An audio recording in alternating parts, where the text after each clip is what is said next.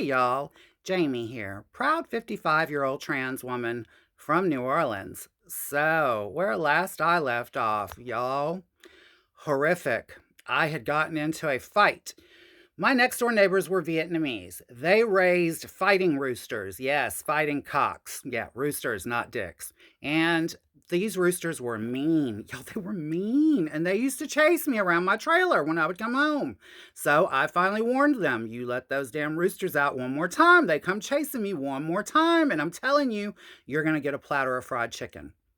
They understood that. They might not have understood me in a lot of other ways. We had a big language barrier, but bitch, they understood that one, okay? So a few days go by, it's trash day. They had picked up the trash. I go out there to get the empty trash can, and there is a half eaten dog carcass. Now, y'all, I knew that this was them. I knew it wasn't roadkill. I knew it wasn't roadkill. You can tell when something's butchered compared to something hit by a car. It's kind of obvious when it's clean cuts and stuff, you know? Disgusting. Disgusting. And what did I do? Y'all, I called the ASPCA. I sure did. I called the ASPCA and I called the police. The police are the ones that referred me to the ASPCA, okay? And they came out. They took the roosters from them. They took the roosters from them. It was a man and his wife that lived there. Now, the wife I still saw there after that. The husband, I didn't see after that. I don't know if they took him to jail. I don't know if he got in trouble like that for the fighting roosters, you know. I mean, I'm sure it's obvious when they investigate that shit if somebody's really doing that kind of stuff or not, you know. So, yeah, that happens. And life is going by. Everyone at the truck stop, good old Stan's truck stop where I work with Mickey, my ex husband. He is the nighttime cook. I'm the nighttime waitress, okay? 12 hours a night, 5 days a week. We're not always on the same exact days, though. And everyone at this restaurant thinks I'm pregnant.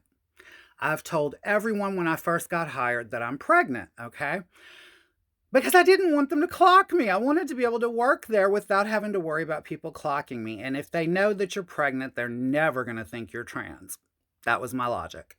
And so, you know, I'm working there and about 6 weeks goes by and I am eating my ass off. Like I'm eating bacon and strips of bacon constantly, fried seafood, just fried oyster po' boys, you name it. I was munching out and I was really on hormones heavily, y'all. So, you know, yeah, I was munching and I started to gain weight. Well, one of the little old ladies that worked at the restaurant, she cooked the gumbos and the etouffees and that stuff. She pulled me to the side one day and she said, Miss Jamie, she said, honey, I'm so excited for you. You're starting to show. And she patted my belly.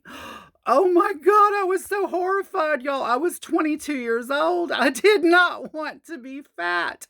You know, I mean, listen, we get old, shit happens. But back then, no. Anyway, I faked a miscarriage. Yeah, I faked a miscarriage, sure did. Called in sick, and I waited about a week after that lady said that, but then I faked a miscarriage and called in sick. Told them that I had a miscarriage. Told them that I had to go to the emergency room for them to, you know, clean out my uterus and all that's good stuff. And oh yeah, I played it all off. And, you know, I went back to work, and one night, I wasn't working this one particular night, okay? Mickey was working, but I wasn't, and I was at home. They thought that I was kind of recuperating at home, right? And I needed some time, okay? So the way things worked at the restaurant, they didn't keep inventory of anything. I think I mentioned this before. And if someone ordered a steak, they would cut it off of the slab of ribeye to order. Like you would get a fresh cut steak off of the slab.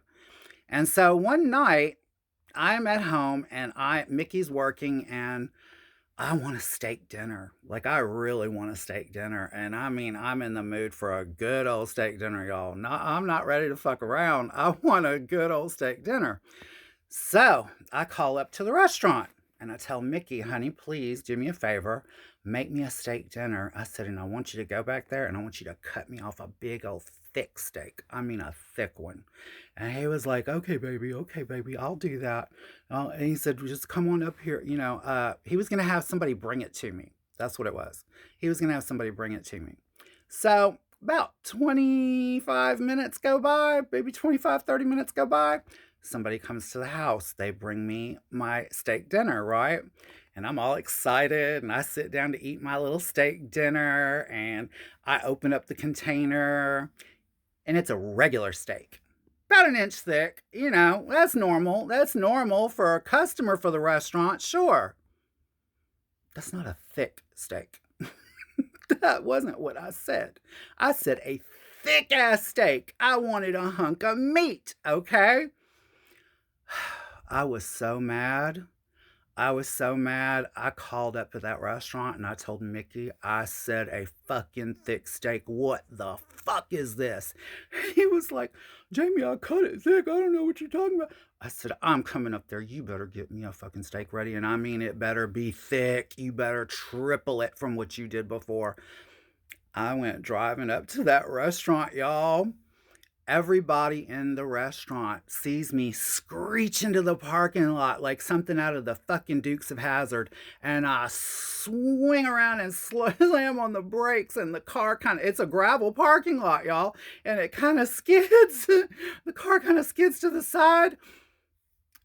I got out of that car and I got out and I took that whole fucking plate and I slung it out of the front glass door of the restaurant and I started screaming, get me my fucking steak!